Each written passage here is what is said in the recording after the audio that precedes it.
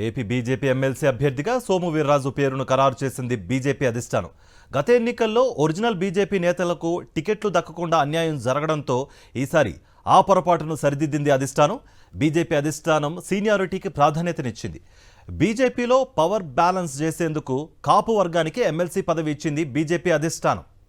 ఇదే అంశానికి సంబంధించి మరింత సమాచారం మా ప్రతినిధి వెంకటేష్ అందిస్తారు. వెంకటేష్, ఆంధ్రప్రదేశ్ బీజేపీ సీనియర్ నాయకుడు సోము వీర్రాజుకు మరోసారి అధిష్టానం ఎమ్మెల్సీ టికెట్ కేటాయించింది. నిజానికి ఆయన గత లోక్సభ శాసనసభ ఎన్నికల సందర్భంగా రాజమండ్రి ఎంపీ టికెట్ ఆశించారు. లేకుంటే కనీసం అసెంబ్లీ టికెట్ ఇవ్వాలని అధిష్టానాన్ని కోరారు.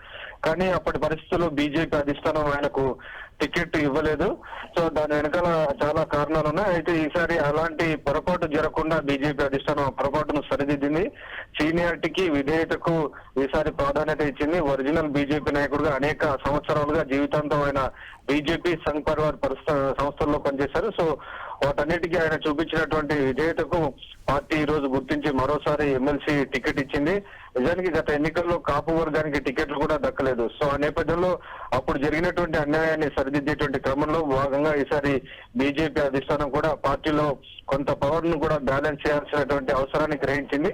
సో ఆ నేపథ్యంలోనే ఒకే వైపు ఒకే సైడ్ పూర్తిగా ఆ వర్గానికి సంబంధించినటువంటి నాయకులకి అవకాశాలు ఇవ్వకుండా కాపు వర్గానికి కూడా అవకాశాలు ఇవ్వడం ద్వారా పార్టీలో కొంత పవర్ బ్యాలెన్స్ చేయడం, అలాగే రాబోయేటువంటి రోజుల్లో పార్టీ యొక్క ఒక దిశను గుర్తించే విధంగా చూపించే విధంగా ఈసారి సోము వీర్రాజుకు టికెట్ ఇచ్చారనే ఒక రాజకీయ అంచనాలు వెలువడుతున్నాయి. సో మొత్తానికి సోము వీర్రాజుకు సీనియర్ నాయకుడికి టికెట్ దక్కడంతో బీజేపీ వర్గాలు కూడా హర్షం వ్యక్తం చేస్తున్నాయి. కాసేపట్లో ఆయన నామినేషన్ దాఖలు చేయబోతున్నారు. సో ఈ రోజే నామినేషన్ల దాఖలకు చివరి తేదీ కావడంతో ఆయన ఇప్పటికే నామినేషన్లకు సంబంధించినటువంటి ప్రక్రియకు సంబంధించినటువంటి పనిలో ఉన్నారు. మొత్తానికి 5 స్థానాలు ఎన్డీఏ కూటమికి వస్తున్నటువంటి నేపథ్యంలో ఒక సీటు జనసేనకు, మరొక సీటు బీజేపీకి, 3 తెలుగుదేశం పార్టీకి ఈసారి దక్కుతున్నాయి. రైట్ వెంకటేష్.